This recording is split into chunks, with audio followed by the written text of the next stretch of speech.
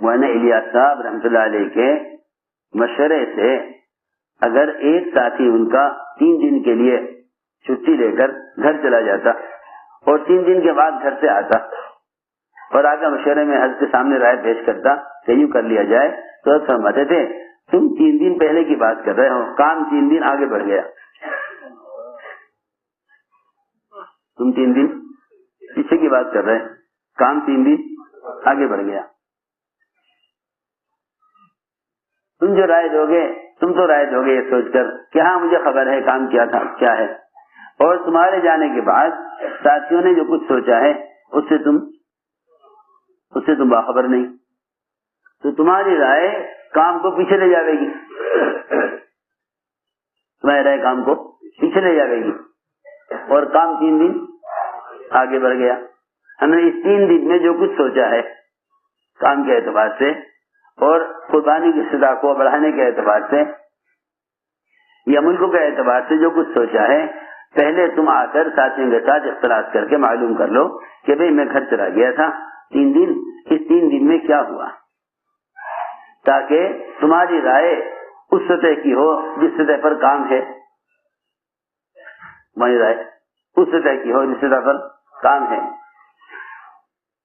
ہم یہ عرض کرنا چاہتے ہیں، تو ایک ایسا مجموعہ حضور اکرم صلی اللہ علیہ وسلم کے ساتھ مستعد رہتا تھا۔ حضور اکرم صلی اللہ علیہ وسلم اپنے ساتھ چلنے والے مجموعے سے اتنی بھی دوری پسند نہیں کرتے تھے جتنی دوری درخت کے ایک تنے کی ایک سمت سے دوسری سمت تک ہوتی ہے۔ درخت کے تنے کی ایک سمت سے درخت کی تنے کی دوسری سمت، اتنی بھی دوری آپ عملے سے پسند نہیں کرتے تھے۔ دیکھو میری بات بہت توجہ چاہتی ہے۔ حضور اکرم صلی اللہ علیہ وسلم سفر سے واپس آ رہے تھے، میں عرض کروں گا کہ کام کرنے والے وہ جتنا آپس میں مجتمع رہیں گے اتنا ہی وہ یعنی کام کے تقاضوں سے اور کام کی سطح سے اتنے زیادہ باخبر رہیں گے، اور اگر عملہ انفرادی طور پر چل رہا ہے، کبھی کبھی آپس میں جمع ہو جاتے ہیں، کبھی کبھی آپس میں جمع ہو جاتے ہیں، تو انہیں یہ معلوم نہ ہوگا کہ بھئی کل کیا چاہا جا رہا تھا، آج کیا چاہا جا رہا ہے۔ ہم نے عرض کیا کہ حضور اکرم صلی اللہ علیہ وسلم اپنے عملے سے اتنی بھی دوری برداشت نہیں کرتے تھے جتنا درخت کی ایک سمت سے دوسری سمت کا فاصلہ ہے۔ آپ جانتے ہیں ایک درخت کے تنے کی موٹائی کتنی ہوگی؟ بتاؤ بھائی، 2 فٹ 4 فٹ 6 فٹ، اس سے زیادہ ایک درخت کے تنے کی موٹائی کتنی ہوگی؟ آپ صلی اللہ علیہ وسلم سفر سے واپس آ رہے ہیں، سفر سے واپس آ رہے تھے۔ جب مدینہ منورہ کی بستی قریب آنے لگی تو صحابہ آ کر آپ سے کہنے لگے کہ ہمارا گھر یہاں سے قریب ہے، اجتماع ہو چکا ہے، کام پورا ہو چکا ہے، اب کوئی آگے کوئی کام تو ہے نہیں، کوئی تقاضا ہوگا آئندہ پھر ہم آ جائیں گے، ہماری بستی یہاں سے قریب ہے، اب ہم آپ کے ساتھ مدینہ جائیں، آپ کے ساتھ مدینہ جائیں، پھر مدینہ وغیرہ سے واپس یہیں اپنی بستی کی طرف آئیں، کیونکہ ہماری بستیاں گزر رہی ہیں، یہاں قریب ہیں، بستی سے گزر رہے ہیں، تو بجائے اس کے کہ ہم آپ کے ساتھ مدینہ جائیں پھر پلٹ کر واپس یہاں آئیں، کیوں نہ ہم یہیں سے گھر چلے جائیں۔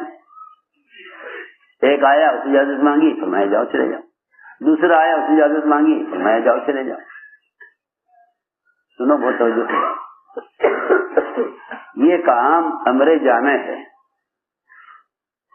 یہ کام امر جامع ہے، یعنی کام کرنے والا جو عملہ ہے وہ آپس میں اتنا بار بار جڑتا رہے اور اتنا بار بار مجتمع ہوتا رہے تاکہ انہیں روزانہ اس بات کی خبر ہو کہ بھئی کام اب کس سطح پر ہے اور کام کے اب کیا تقاضے ہیں۔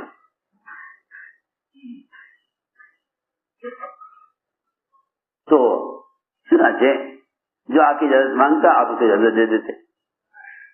تو حضور اکرم صلی اللہ علیہ وسلم نے ایک بات فرمائی. آپ نے یہ فرمایا کہ درخت کی جس سمت میں میں ٹھہرا ہوا ہوں، درخت کی جس سمت میں میرا قیام ہے، تم لوگوں کو اس درخت کے تنے کی دوسری سمت زیادہ پسند ہے. حالانکہ وہ کتنی دور ہے، وہ کتنی دور ہے، اتنا قریب. اسی درخت کی ادھر کی سمت، اس درخت کے تنے کی ادھر کی سمت. آپ نے یہ فرمایا کہ درخت کی جس سمت میں میرا قیام ہے تمہیں اس کی مخالف سمت پسند ہے. یہ آپ نے سنا. اس بات کو پورے قافلے میں کوئی سمجھ نہیں سکا کہ اس کا کیا مطلب ہے، اس کا کیا مطلب ہے کہ درخت کی سمت میں میرا قیام ہے، تم لوگوں کو اس کی مخالف سمت زیادہ پسند ہے. کوئی نہیں سمجھ سکا اس بات کو پورے قافلے میں، کیونکہ جو قربانی کی بات ہے اس کو تو وہی سمجھے گا جو قربانی دینے والا ہے. وہ کون سمجھے گا؟ جو قربانی دینے والا ہے وہی قربانی کی بات کو سمجھے گا.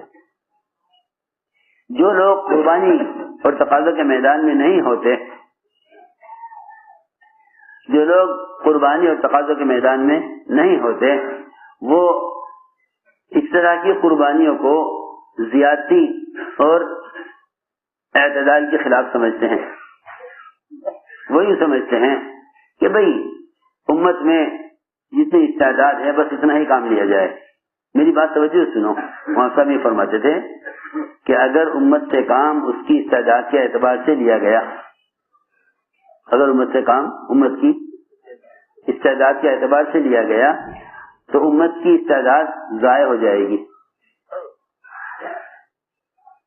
امت کی استعداد ضائع ہو جائے گی. میں مثال دیتا ہوں سمجھانے کے لیے.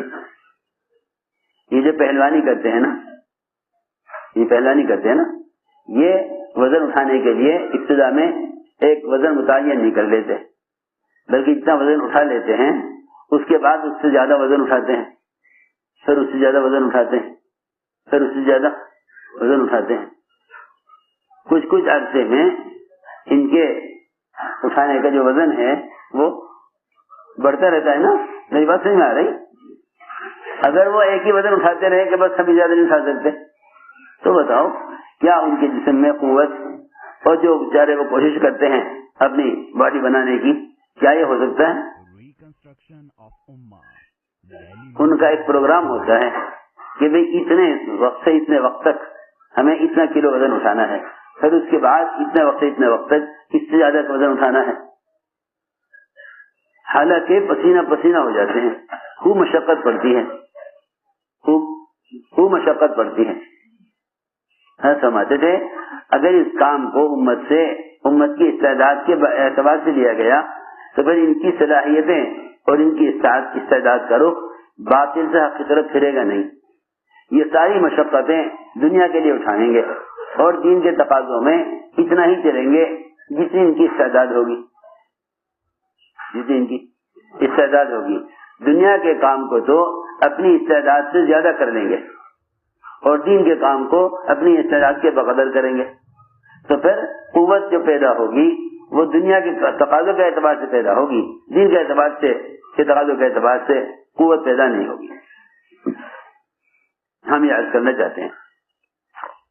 چنانچہ حضور اکرم صلی اللہ علیہ وسلم نے یہ فرمایا کہ درخت کی جس سمت میں میرا قیام ہے تم لوگوں کو اسی مخالف سمت زیادہ پسند ہے. تو پورے قافلے میں آپ کی بات کوئی سمجھ نہ سکا سوائے ابو بکر صدیق رضی اللہ تعالیٰ عنہ کے، کیونکہ جو قربانی دینے والا ہے وہ قربانی کی بات کو سمجھے گا. ابو بکر رضی اللہ عنہ نے کھڑے ہو کے اعلان کر دیا صحابہ میں کہ آپ کے یہ بات کہنے کے بعد جو آپ سے اجازت لے اس وقت یہاں سے گھر جانے کی، اس سے زیادہ بے عقل اور احمق کوئی نہیں ہے. سب سے بڑا بے وقوف ہے وہ شخص جو آپ کے یہ بات کہنے کے بعد آپ سے گھر جانے کی اجازت لے. آپ صلی اللہ علیہ وسلم کے یہاں اعلیٰ ہجرت، اعلیٰ تشکیل یہ تھی کہ تم ہمارے ساتھ رہو. ادنیٰ ہجرت یہ تھی کہ تم اسلام قبول کر کے اپنے علاقے میں چلے جاؤ, جب کوئی تقاضا پیش آئے تو ہم تمہیں بلا لیں, اس وقت تم آ جاؤ. کیونکہ جو عملہ تقاضے کے موقع پر آ گیا پھر چلا گیا, یہ عملہ پورے کام سے باخبر نہیں ہوگا, یہ عملہ پورے کام سے باخبر نہیں ہوگا, اس لیے کہ یہ اپنے مقام پر اپنے دنیاوی تقاضوں میں مشغول ہیں, یہ دینی تقاضوں میں مشغول ہیں. انہیں یہ نہیں معلوم کہ اس وقت مرکزی مقام پر کیا تقاضا ہے. ایسا بھی موقع آیا کہ حضور اکرم صلی اللہ علیہ وسلم نے فرمایا صحابہ سے کہ دیکھو ابھی نکلنا ہے, ابھی نکلنا ہے. صحابہ نے عرض کیا اتنا وقت اتنا موقع دے دیجیے, ہماری سواریاں تیار بیٹھی ہوئی ہیں مگر مدینے سے باہر بیٹھی ہوئی ہیں, حالانکہ مدینہ منورہ کی چھوٹی سی آبادی, چھوٹی سی آبادی. صحابہ نے عرض کیا ہماری سواریاں مدینے سے باہر بیٹھی ہوئی ہیں, ہم وہ سواری لے آئیں اتنے سا وقت. فرمایا کہ نہیں, اس وقت ایسا تقاضا پیش آ گیا کہ اس کے لیے فوراً جو موجود ہے وہ نکل جائیں, جو موجود ہیں وہ نکل جائیں. وہاں صاحب فرماتے تھے جو لوگ معمول کے اعتبار سے وقت لگائیں گے, جو لوگ معمول کے اعتبار سے وقت لگائیں گے, سنو عجیب بات ہے, فرماتے تھے جو معمول کے اعتبار سے وقت لگائیں گے شاید ان کی ذاتی زندگی تو دین پر آ جائے مگر ایسے لوگوں سے دنیا میں کوئی دینی انقلاب نہیں آئے گا. جو لوگ معمول کے اعتبار سے وقت لگائیں گے شاید ان سے ان کی ذاتی زندگی انفرادی زندگی تو دین پر آ جائے لیکن ایسے لوگوں کے ذریعے دنیا میں کوئی دینی انقلاب نہیں آئے گا. اس لیے حضور اکرم صلی اللہ علیہ وسلم نے فرمایا کہ سمجھدار, بات کو لے کر آگے بڑھانے والے, بات کو سمجھ کر اس کی تنفیذ کرنے والے, وہ کسی بھی علاقے میں کسی بھی ملک میں ہوں, وہ حضور اکرم صلی اللہ علیہ وسلم کے ساتھ مستقل ساتھ رہیں. اس لیے میں نے عرض کیا کہ آپ کے یہاں تشکیل اعلیٰ تشکیل یہ تھی کہ ہمارے ساتھ رہو. اور یہ تشکیل بھی حضور اکرم صلی اللہ علیہ وسلم نے واصل ابن اسقع کی جو اسی وقت اسلام میں داخل ہوئے تھے, اسی وقت اسلام میں داخل ہوئے. واصل ابن اسقع جبھی تو اسلام لائے, جبھی تو اسلام لائے. آخری صف میں انہوں نے آ کر نماز پڑھی, آخری صف میں آ کر نماز پڑھی انہوں نے مسلمانوں کے ساتھ, حالانکہ ابھی اسلام قبول نہیں کیا تھا, ابھی اسلام قبول نہیں کیا تھا. آخری صف میں آ کر نماز پڑھی. حضور اکرم صلی اللہ علیہ وسلم نے محراب سے دیکھا کہ آخری صف میں ایک نیا آدمی آیا ہے. آپ اپنے مسجد کے سارے مصلیوں سے براہ راست واقف تھے. یہ تھی اصل بات کہ پورا مجموعہ وہ آپ کے ساتھ ایسے جڑا ہوا تھا کہ آپ صلی اللہ علیہ وسلم اپنے مسجد کے سارے مصلیوں سے واقف تھے. جیسے آپ کے گھر کا کوئی فرد غائب ہو جائے, کھانے پر نہ آئے اور آپ بیٹھے تو آپ کو محسوس بھائی فلاں آدمی کھانے پر نہیں ہے, فلاں آدمی کھانے پر نہیں ہے. تقریبات ہوتی ہیں, ایک رشتے دار ایک دوست اگر نہیں ہے تو اس کی کمی لوگوں کو محسوس ہو جاتی ہے. لیکن یہ کیسا مجموعہ ہے کام کرنے والا کہ جنہیں کسی ساتھی کا غائب ہونا محسوس نہیں ہوتا.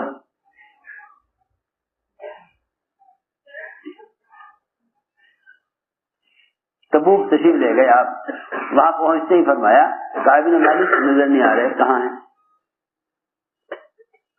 کعب بن مالک نظر نہیں آ رہے, کہاں ہیں. یعنی عملہ اسے کہتے ہیں جو ذمہ داروں کے ساتھ ہر وقت ایسا مجتمع رہے کہ انہیں ایک آدمی کی غیبت اور ایک آدمی کا غائب ہونا بھی محسوس ہو. چنانچہ آپ صلی اللہ علیہ وسلم نے محراب میں سے ہی دیکھ لیا کہ پوری مسجد تو بھری ہوئی ہے آخری صف میں ایک نیا آدمی بیٹھا ہے.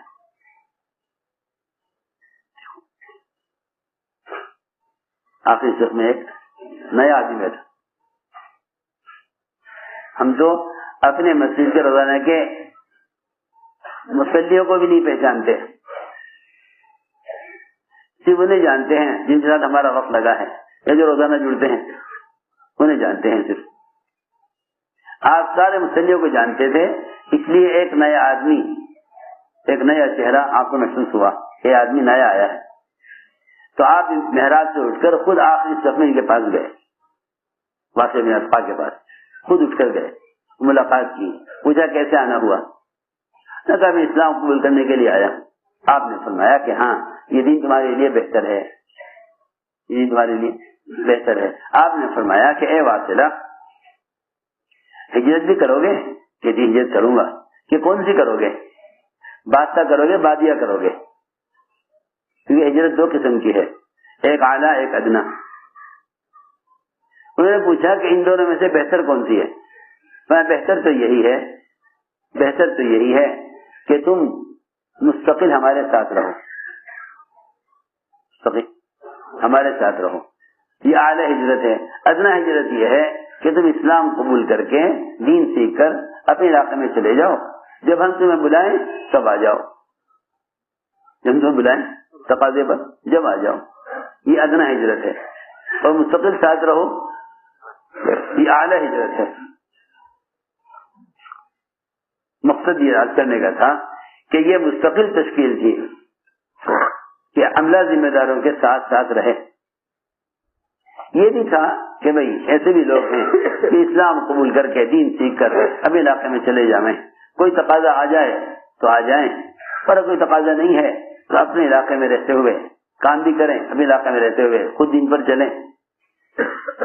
لیکن حضور اکرم صلی اللہ علیہ وسلم نے ایک ایسا مجموعہ تیار کیا تھا جو مستقل ساتھ رہتا تھا, جو مستقل ساتھ رہتا تھا. ان کے ذریعے سے کام کے تقاضے پورے ہوتے تھے, اور ان کے ذریعے سے نیا آنے والا حکم بھی ساتھ تک پہنچ جاتا تھا. ایک بنیادی بات ہے یہ کہ وقفے وقفے سے پرانے کام کرنے والوں کا عالمی سطح پر آپس میں مجتمع ہوتے رہنا, پورے عالم کے کام کی سے باخبر ہونا, اور سارے عملے کا اور ایک فکر پر مجتمع ہونا, سارے عملے کا ایک فکر پر مجتمع ہونا. اس لیے کہ سب کی ایک بات کا ہونا یہ اتنی بڑی طاقت ہے, اتنی بڑی قوت ہے کہ بادشاہ بھی وہ صحابہ اکرام کی ایک بات, ہر ایک کی ایک بات سن کر بادشاہ بھی متاثر ہو گیا. ابو سفیان اس وقت اسلام نہیں لائے تھے, وہ صحابہ کی جماعت کی مخالفت کے لیے پہنچے ہوئے تھے.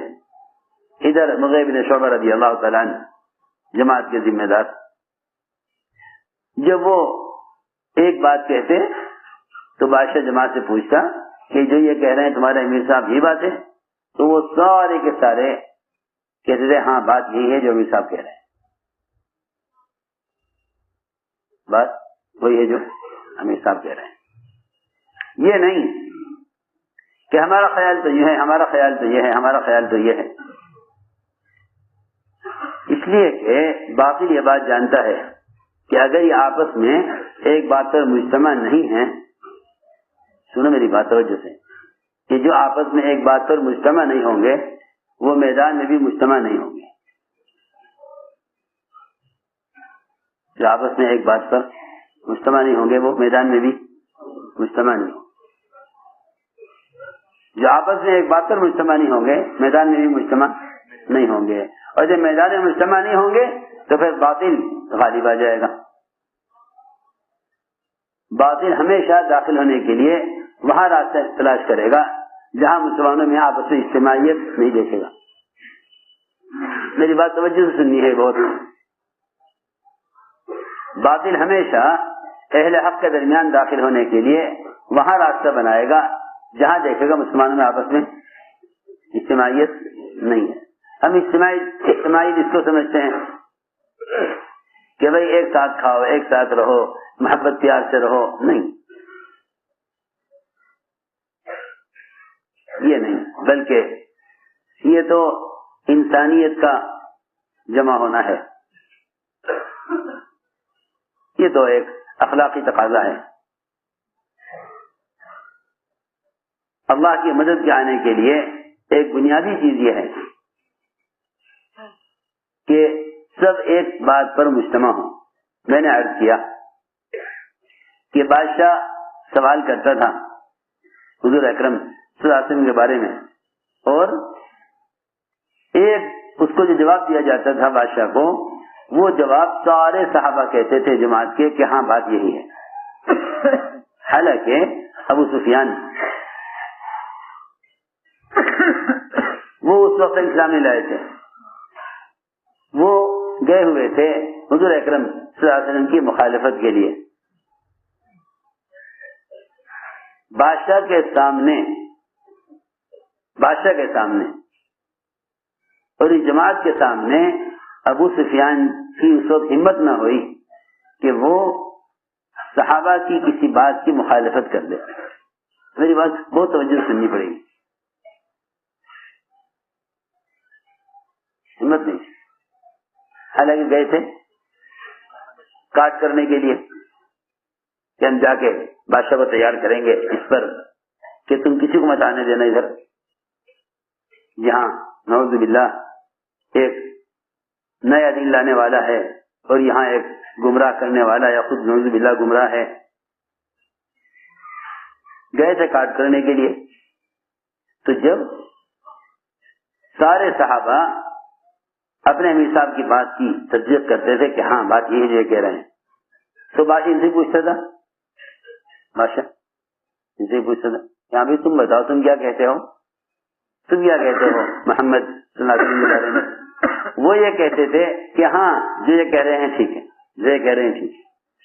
حالانکہ جو محمد صلی اللہ علیہ وسلم کی مخالفت کے لیے کیا تھا، جو محمد صلی اللہ علیہ وسلم کی مخالفت کے لیے کیا تھا، وہ بھی صحابہ کرام کی آپس کی اجتماعیت کو دیکھ کر بادشاہ کے سامنے یہ کہنے پر مجبور ہو گیا کہ ہاں جو جماعت کہہ رہی ہے صحیح کہہ رہی ہے. یہ میں سمجھانا چاہتا ہوں. بادشاہ کافر، ابو سفیان کفر پر، لیکن جماعت کی بات، چھوٹی سی جماعت ان کے آپس میں اتنی اجتماعیت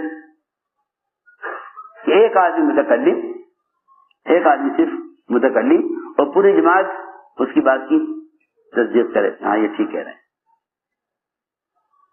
باقی سے متاثر ہو گیا کہ ان کی سب کی بات ایک ہے، سب کی بات ایک ہے. یہ نہیں کوئی کچھ کہہ رہا، کوئی کچھ کہہ رہا، کوئی کچھ کہہ رہا، آپس میں نعوذ باللہ جھگڑ جاتے. نہیں بات یوں نہیں یوں ہے، وہ کہتا نہیں یوں نہیں یوں ہے. وہ ہر ایک اپنی رائے پر چلتا، ہر ایک اپنی رائے پر چلتا. میری بات بہت ضروری ہے سمجھنا. سب یہ کہتے تھے ہاں امیر صاحب کہہ رہے ٹھیک ہے. بات سے اس سے متاثر ہو گیا تاکہ ان میں آپس میں جو قوت ہے اور جو ان کی اجتماعیت ہے تب یہ غالب آ جائیں گے ہم پر، تب ہم پر غالب آ جائیں گے. میں نے عرض کیا کہ سب سے اہم بنیادی بات یہ ہے کہ جو ایک بات پر مجتمع نہیں ہوں گے وہ میدان میں مجتمع نہیں ہو سکتے. جو ایک بات پر مجتمع نہیں ہوں گے میدان میں مجتمع نہیں ہو سکتے. اس وحدت کلمہ کے لیے کام کرنے والوں کا آپس میں جمع ہونا ضروری ہے تاکہ سب کی بات ایک ہو. حضور اکرم صلی اللہ علیہ وسلم نے سب سے پہلی بات یہ ہے کہ اپنے صحابہ کرام سے اس بات کا عہد لیا تھا کہ تم دین کی نصرت کرو گے. بہت بات توجہ سے سننا. کیا مطلب دین کی نصرت کرو گے؟ کہ بھائی مال کا تقاضا آئے گا تو مال خرچ کر دیں گے، جان کا تقاضا آئے گا تو جان کھپا دیں گے. یہ تو نصرت کا سب سے ادنا درجہ ہے.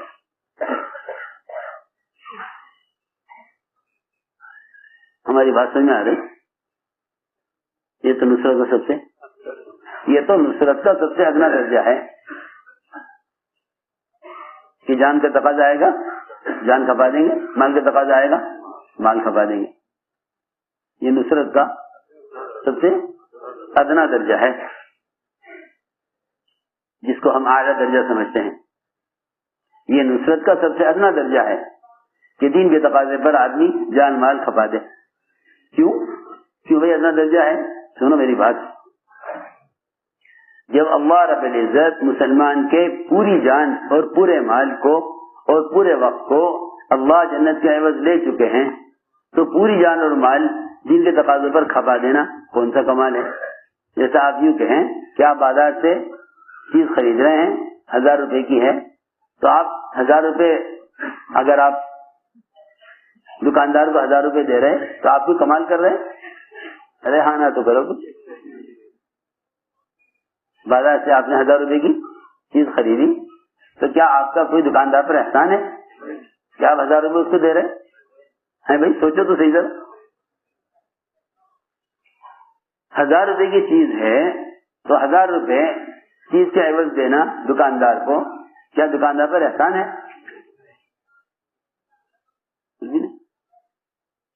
वो तो आपको इस माल के बदले में, इस पैसे के बदले में जो चीज मिल रही है वो आपको मिल रही है। मैं कुछ कहना चाहता हूं, इस जमाने में लोगों का ख्याल यह है कि अंसार की कुर्बानी यह है कि उन्होंने जान और माल दी के तकाज़ों पर लगा दिए। हालांकि इससे कहीं ज्यादा बढ़कर अंसार की कुर्बानी ये थी कि उन्होंने अल्लाह और अल्लाह के रसूल सल्लल्लाहु अलैहि वसल्लम की चाहत को पूरा करने के लिए अपनों को नाराज किया। अल्लाह के रसूल की चाहत को पूरा करने के लिए